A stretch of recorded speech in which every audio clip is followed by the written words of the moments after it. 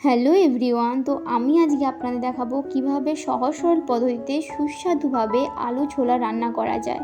চলুন দেখে নিই। আলুগুলোকে তো এরকম ছোটো ছোটো করে কেটে নিয়েছি ঘুগনির মতো করে।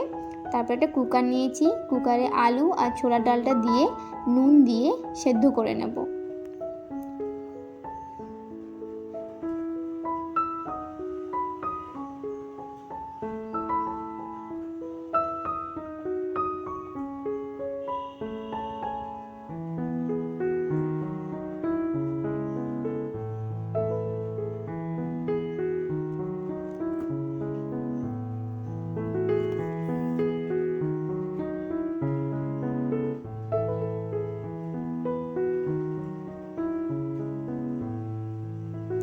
সেদ্ধ হয়ে গেছে।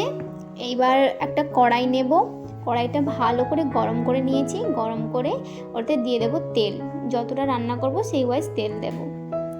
তেল দিয়ে ওতে দিয়ে দেব পেঁয়াজ,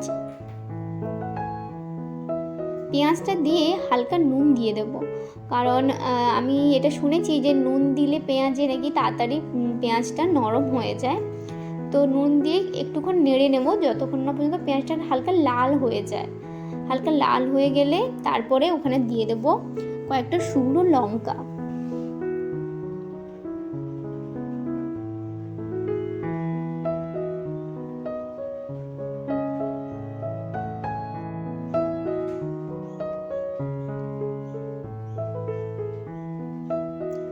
পেঁয়াজটা হালকা লাল হয়ে গেছে, এবার এতে দিয়ে দেবো গোটা শুকনো লঙ্কা।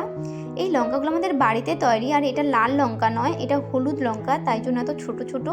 তারপরে দিয়ে দিলাম রসুন বাটা, আপনারা চাইলে আদা বাটাও দিতে পারেন। রসুন বাটা দিয়ে রসুনের গন্ধটা যতক্ষণ না মরে ততক্ষণ একটু নেড়ে নেব।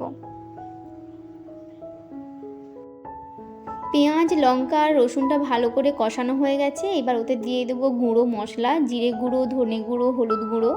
আপনারা চাইলে লঙ্কার গুঁড়ো দিতে পারেন, কিন্তু আমি দিইনি। তারপরে মশলাটাকে ভালো করে কষিয়ে নিয়েছিলাম। কষিয়ে নেওয়ার পর দেখবেন মশলা থেকে তেল ছাড়বে। মশলা থেকে তেলটা ছেড়ে দিয়েছে, তো ওখানে দিয়ে দেবো সেদ্ধ করে রাখা আলু আর ছোলাটা। আলু আর ছোলাটা দিয়ে একটু ভালো করে মশলা আর আলু ছোলাটাকে কষিয়ে নেব।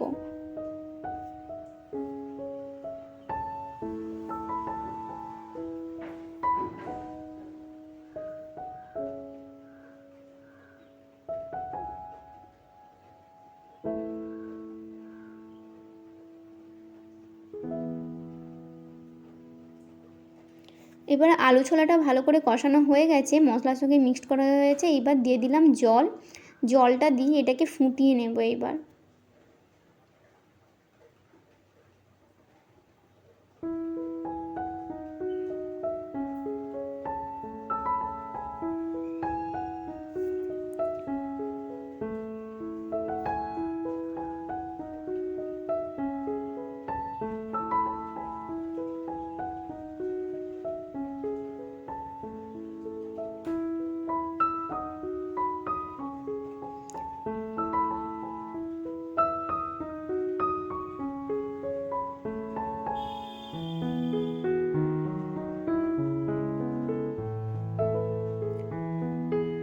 ভালো করে ফোটানো হয়ে গেছে, এইবার এটাকে নামিয়ে নেব। আপনারা যেইভাবে যতটা রস রাখতে চান সেইভাবে আপনারা রসটা রেখে নামিয়ে নেবেন। তো আমার হয়ে গেছে, এবার আমি নামিয়ে নেব। দিয়ে এটাকে আমি রুটি দিয়ে সার্ভ করব। খেতে তো খুবই সুন্দর হয়েছিল, আপনারা চাইলে একবার ট্রাই করতে পারেন।